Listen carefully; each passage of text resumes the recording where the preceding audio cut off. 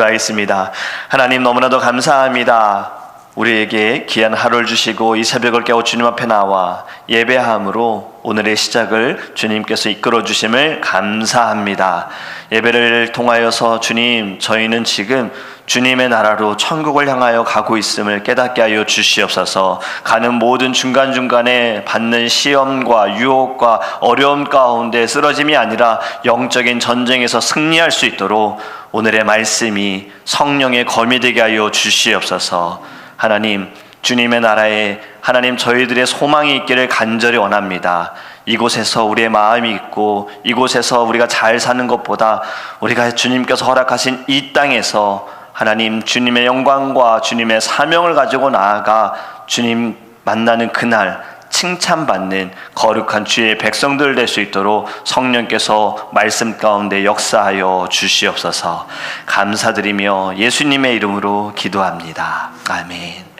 오늘 우리에게 하나님의 말씀은 욥기서 1장 1절에서 5절입니다. 욥기서 1장 1절에서 5절입니다. 제가 주는 성경 책은 구약성경 761페이지입니다.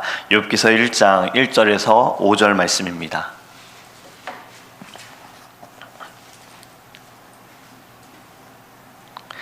우리 함께 읽도록 하겠습니다.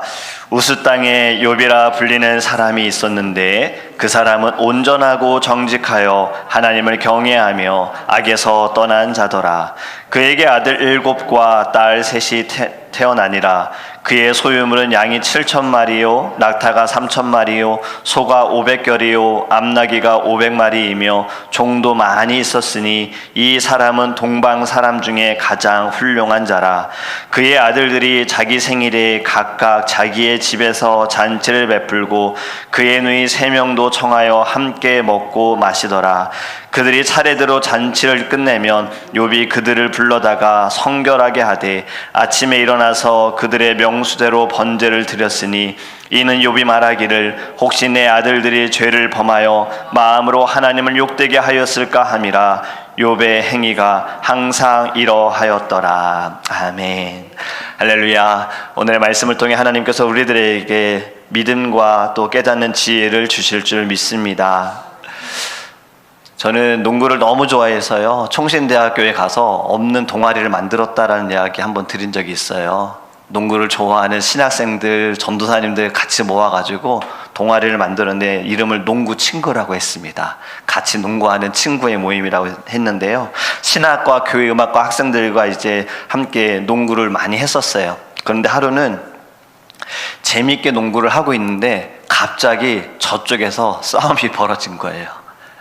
저하고 동갑인 친구가 후배의 멱살을 막 붙잡고 막 흔드는 거예요. 전도사님이고 전도사님이에요. 왜 싸우느냐 물었더니 농구하는데 자꾸 후배가 민다는 거예요. 운동하면서 경쟁심이 생길 수 있고 승부욕이 있을 수 있는데 좀 안타깝지 않습니까? 전도사님과 전도사님이 무엇 때문에 농구하다가 지금 이 농구에서 이긴다고 누가 상 주는 것도 아닌데 자신이 어떻게든 잘해보려고 하다가 또 상대방이 너무 밀치니까 거기에 화가 나고 짜증이 나서 멱살을 잡는다. 실망스러운 일이죠. 그런데 또 그만큼 연약합니다. 주의 종도 신학 공부하는 이들도 다 다듬어지고 연단되어져 가는 거예요. 근데 여기서 주목해야 할 것은 무엇이냐면 바로 이겁니다. 신앙과 인격이 참 같이 가야 한다라는 것을 생각해 볼 수가 있다는 거예요. 늘 날마다 전도사님도 얼마나 열심으로 기도하고 말씀 준비하고 매일매일 성경 묵상하고 큐티합니까? 그런데 이 한순간 그 인격, 그 성품에서 이 모든 것이 다르게 보여지면 사람들이 실망하고 시험 드는 것처럼 그것은 꼭 전도사뿐만이 아닙니다. 하나님의 사람들, 하나님의 자녀들, 주님의 성도들은요 늘 이 마음을 가지고 있어야 하는 거예요. 우리가 신앙만 열심히 해야 돼가 아니라 신앙과 인격이 같이 성장해야 할 줄 믿습니다. 여러분, 오늘 본문에 나오는 욥은 어떻습니까? 신앙적으로도 인격적으로도 참 성숙한 모습을 보여주고 있어요. 그래서 1절 말씀에 이렇게 말씀하지 않습니까? 그 사람은 온전하고 정직하다. 온전하고 정직하다는 것은 죄가 없는 완전함을 말하는 것이 아니에요. 자신의 죄에 대해서 늘 인정하고 나는 연약합니다. 그래서 정직함으로 그 연약함을 하나님께 고백하고 회개하며 늘 언약에 충실하다라는 것을 의미하고 있는 겁니다. 우리도 늘 온전하고 정직하기를 간절히 원합니다. 여러분, 현대 교육의 문제가 무엇입니까? 특히 한국 교육의 문제가 무엇이냐? 인성교육이 없어졌어요. 학교에서도 인성교육을 중요하게 생각하지 않아요. 예전에는 도덕 시간이 있었잖아요. 또 윤리가 있었잖아요. 요즘에는 도덕, 윤리 그렇게 중요하게 생각하지 않습니다. 왜냐하면 수능에 큰 점수가 되지 않거든요. 예전에 학교 교실에 가면 인성교육을 위해서 이런 문구들이 많았습니다. 인사를 잘하자, 쓰레기를 줍자, 절약하자, 절수하자, 양보하자, 이러한 캠페인 문구들이 많았어요. 그런데 요즘에는요, 이런 말이 없어요. 대학에 들어가기 위한 문구들이 많습니다. 칠판 위에 있는 말이 이런 말이 있는 거예요. 10분만 더 공부하면 배우자가 달라진다. 네가 오늘 힘들게 공부하면 10년 후에는 너는 시원한 사무실에서 일할 수 있다. 이런 이야기밖에 없어요. 인성교육은 사라지고 대학이 목표가 되어버린 교육이 되어진 거죠. 제가 이것이 너무 안타까워서 저는 예전에 아이들을 가르칠 때 인성교육도 중요하게 생각을 해서 성경을 읽는 어린이, 기도를 하는 어린이, 이거와 함께 인사를 잘하는 어린이, 쓰레기를 줍는 어린이 매달 한 번씩 목표를 주었습니다. 어떻게든 인사를 잘하는 어린이 이 달은 매주 일마다 나가서 누구든 어른들 만나면 다 인사하라 그랬어요. 10명에게 가서 인사하라 그랬어요. 이것이 습관이 되어야 하기 때문에. 여러분, 욥은요, 자신만 인성으로 성숙되어지는 것으로 끝나지 않습니다. 지금 자신의 그 성숙함, 이것을 자식들에게도 가르쳐 주는 거예요. 5절 말씀을 보면 욥의 자식들이 잔치를 하고 났을 때 욥이 잔치를 끝낸 후 자식들을 부릅니다. 성결하게 하기 위하여 아침에 일어나서 명수대로 하나님께 번제를 드렸다는 거예요. 저는 이 말씀을 다시 묵상하면서 여기에서 좀 이렇게 저에게 은혜가 되는 단어가 불러다가라는 거예요. 불러다가. 예전에 이것이 아무렇지 않은 단어였는데 참 이 단어 불러다가 지금은 불러도 사람들 오지 않습니다. 아무리 초대하고 같이 하자 하더라도 사람들이 만나질 않는 거예요. 모이라고 해도 모이질 않는 거예요. 저도 어릴 때 부모님과 함께 시간을 보내고 여행 다니는 거 너무나도 저에게는 귀한 시간이었어요. 그런데 어떻습니까? 사춘기가 되고 고등학교, 대학교가 대학생이 돼버리면 부모님과 함께하는 시간보다는 친구들하고 함께하는 시간이 좋다가 보니 가족끼리 어디 가자, 여행 가자 뭐 이러면은 친구하고 시간 보내야 돼, 친구하고 같이 어디 놀러 가야 돼, 이렇게 거절했던 것 같아요. 그때는 제가 이제 몰랐던 거죠. 그런데 지금 욥의 자식들은 어떻습니까? 사실 저는 여기에서 욥의 자식들도 대단하게 보이는 거예요. 아버지 욥이 한 명 한 명씩 불러다가 번제를 드리는 것은 다른 사람들은 기다리고 있는데 그냥 기다릴까요? 그들의 마음에도 혹여나 내가 지은 죄에 대해서 그들의 마음에 성결함을 간구하고 있었을 거예요. 욥은 자신만 성결하고 자신만 인격적으로 성숙하고 자신만 신앙인으로 자랄 것이 아니라 자식들도 그렇게 성숙하도록 교육했다라는 겁니다. 그리고 중요한 것은요, 1절 말씀을 보면 욥은 하나님을 경외하며 악에서 떠난 자라고 이야기하고 있어요. 인격뿐만이 아니라 신앙의 성숙함도 보여주는 거예요. 하나님에 대한 경외는요, 참된 신앙에 대한 칭호를 보여주는 겁니다. 욥의 경건은요, 주님께 대한 참된 서약의 결실을 보여주는 거예요. 그리고 주님께서 금하신 것은 제가 하지 않겠습니다라는 것을 단호하게 거부함으로 경건하게 저는 살아갑니다라는 결단을 보여주신 겁니다. 그래서 5절 이하에 보면요, 욥이 말하기를 내 아들들이 죄를 범하여 마음으로 하나님을 욕되게 하였을까. 여러분, 욥의 행위가 항상 이러하였더라. 지금 제 마음 보이십니까? 지금 제가 어떤 생각을 하고 있는지, 어떤 마음을 품고 있는지 여러분들 보이십니까? 우리는 보지 못하지요. 누구든 내 마음을 보지 못하기 때문에 이것이 좋은 마음이든 나쁜 마음이든 뭐 사실 가져도 상관이 없지요. 다른 사람에게 피해만 주지 않으면 죄가 아니야 라는 생각을 갖잖아요. 그런데 예수님은 죄에 대해서 우리에게 바로 가르쳐 주셨잖아요. 마음으로 짓는 죄도 죄라고 말씀하셨어요. 네 마음에 누군가를 미워하면 살인이라고 말씀하셨어요. 네 마음으로 음욕을 품는다면 간음이라고 말씀하셨어요. 마음으로 짓는 죄도 죄다라는 것을 예수님께서 가르쳐 주셨잖아요. 지금 욥이 하는 것은요, 이미 이것을 알고 있었던 거예요. 자신만 마음으로 지은 것이 아니라 자신의 아들들까지도 마음으로 지은 죄, 혹여나 하나님의 이름을 욕되게 한 것에 대하여 회개했다라는 겁니다. 그것도 한 번, 두 번만 한 것이 아니라 항상 그러했다라는 거죠.